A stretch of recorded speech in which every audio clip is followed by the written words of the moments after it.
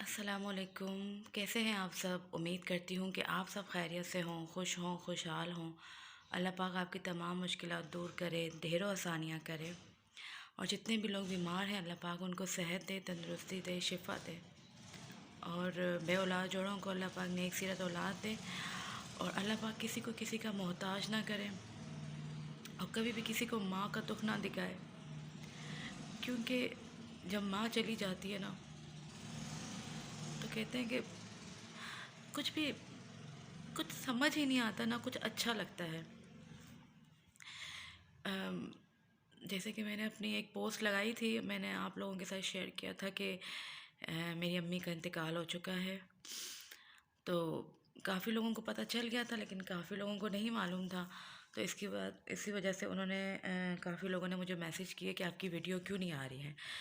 तो मैंने यही बताया, मैंने तो मैसेज वगैरह उनको कर दिए थे, लेकिन मैंने कहा कि चले मैं एक वीडियो भी शेयर कर लूँ, मैं आप लोगों से बात कर लूँ। क्योंकि बिल्कुल मैं एक तो अकेली रहती हूँ, मेरा दिल नहीं लगता।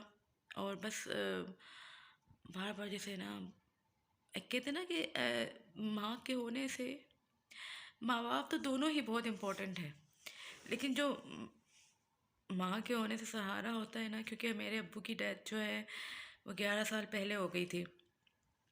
तो उसके बाद एक माँ का सहारा था।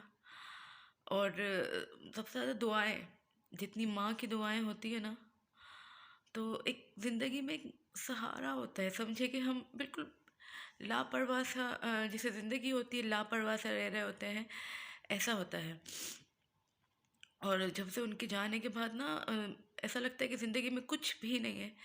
तो इस वजह से मैंने अपनी कोई भी वीडियो शेयर नहीं की, और ना मुझसे सच बताऊं तो कोई वीडियो ही नहीं बन रही है। समझ नहीं आता ना क्या करें, क्योंकि घर के काम इतने मुश्किल से हो रहे हैं, मुझे नहीं समझ में आ रहा, मेरा दिमाग अभी तक सेट नहीं हुआ।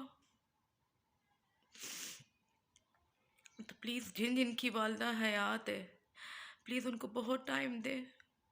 सबसे बढ़ के तो बेटियों को पराया नहीं होना चाहिए, बेटियों की शादियां नहीं होनी चाहिए, क्योंकि जब उनकी शादियां हो जाती हैं तो वो अपनी वालदेन को वो टाइम नहीं दे सकती हैं जो उनको देना चाहिए। तो इस बात का अफसोस रहेगा। लेकिन एक सुकून, एक दिल में इत्मीनान भी जो है, तो वो मैं आपके साथ शेयर कर रही हूँ। हाथ में दर्द हो गया मेरे। तो वो ये है कि जब मेरी अम्मी का इंतकाल हुआ, मेरी अम्मी माशाल्लाह बिल्कुल सही थी, सबसे बातें कर रही थी और अपनी औलाद को दुआएं दे रही थी।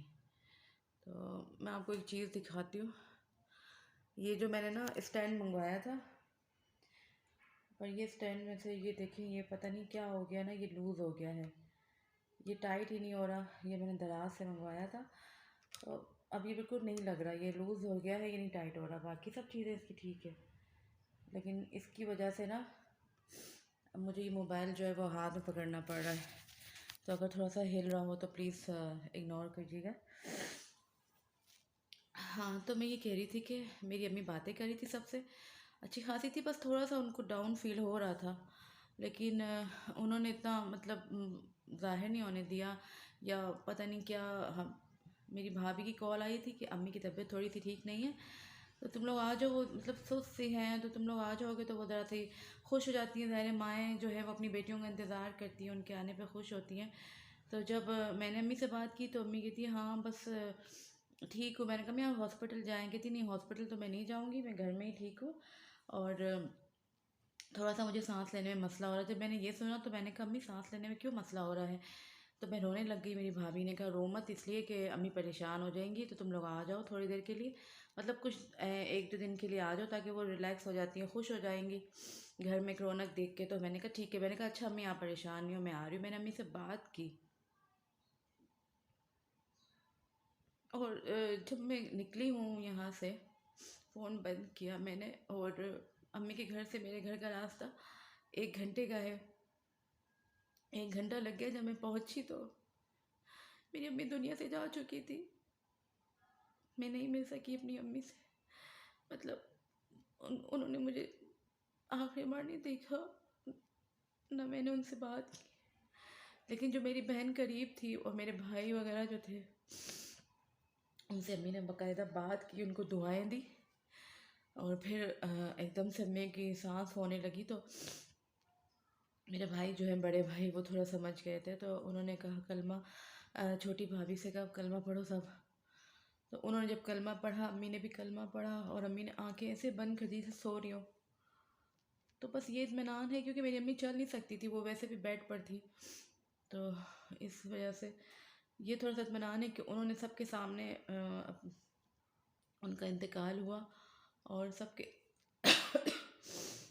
सबको देख के, क्योंकि वो हॉस्पिटल इसलिए नहीं जाना चाहती थी कि हॉस्पिटल वाले अलग रूम में रख देते हैं, किसी से मिलने नहीं देते।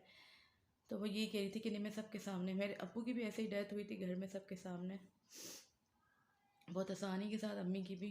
क्योंकि मेरी अम्मी जो है ना, कभी किसी को खाली हाथ नहीं बेचती थी, ना कभी किसी से नाराज़ होती थी, ना कभी किसी से झगड़ा करती थी। वो तकरीबन 2-3 साल से बेड पे थी, उन्होंने कभी अल्लाह से शिकवा नहीं किया, कभी मैंने नहीं देखा कि वो चिड़चिड़ी हुई हो या रोई हो। हर हाल में अल्लाह का शुक्र अदा करती थी। बस अल्लाह पाक से दुआ है कि अल्लाह पाक हम सब औलाद को उनके नक्शे कदम पे चलाए। अल्लाह ने उनके लिए इतनी आसानियाँ की कि उनका इतनी आसानी से दम निकला, दुआ करते करते, कलमा पढ़ते पढ़ते।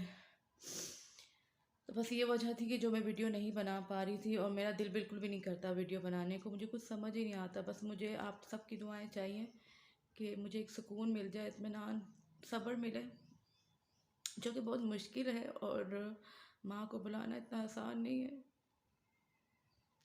आप सबसे दुआओं की रिक्वेस्ट है, और बहुत बहुत मैं आप लोगों का थैंक्स भी कहूँगी कि जब आप लोगों ने मेरी वो पोस्ट देखी, तो आप सब ने मुझे बहुत दुआएं दी, मेरी अम्मी को बहुत दुआएं दी है। मैं किसी को भी रिप्लाई नहीं कर सकी, क्योंकि मैं ज़्यादा मोबाइल यूज़ ही नहीं कर रही हूँ। तो बस आप सब अपना ख्याल रखिएगा, और मुझे और मेरी अम्मी को, मेरे वालिदैन दोनों को दुआ में याद रखिएगा। मेरी अम्मी का 26 नवंबर को इंतकाल हुआ था, जुम्मे की शाम।